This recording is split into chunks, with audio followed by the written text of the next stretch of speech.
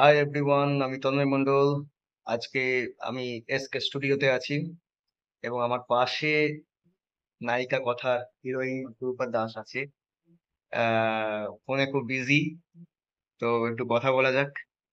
আহ দর্শকদের উদ্দেশ্যে কি বলবে যে নায়িকা কথাটা আসছে এ ব্যাপারে কিছু বলবে?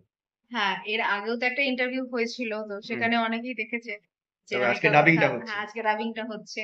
হুম। মানে কি হয়ে গেছে হয়ে গেছে অলরেডি। অলরেডি। খুব তাড়াতাড়ি ওটিটি তে আসছে।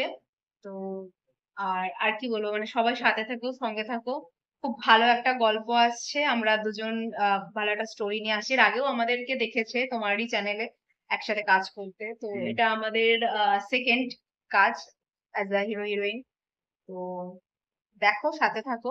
এবং আগামী দিনে আরো অনেক কাজ আরো আসছে। কাজ আসবে, আমাদের আসছে। জুটির অনেকগুলো কাজ আসছে। একদম। দেখতে থাকুন এবং একটা কথা বলবো, আহ, এই মানে শর্ট ফিল্মটা একটা ওটিটি চ্যানেলে আসতে চলেছে। সবকিছু আপডেট আমি জানিয়ে দেবো, কোন ওটিটিতে আসছে না আসছে সব জানিয়ে দেবো। এবং ডিরেক্টর অঙ্কুর দা খুব ভালো কাজ করেছেন এবং আমাদের খুব হেল্প করেছেন এবং আমরাও ওনাকে খুব ভালোভাবে কাজ করতে সহায়তা করেছি।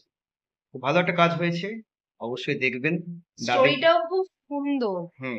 যার জন্য মানে এরকম ইউনিক টাইপ স্টোরি সচরাচর এখনো দেখা যায় না শর্ট ফিল্মের ক্ষেত্রে বলছি। একদম একদম একদম। তাহলে নায়িকা কথা শর্ট ফিল্মটা অবশ্যই দেখবেন, খুব তাড়াতাড়ি রিলিজ করেছে। ভালো থাকবেন, সুস্থ থাকবেন এবং আমাদেরকে সাপোর্ট করবেন। ধন্যবাদ।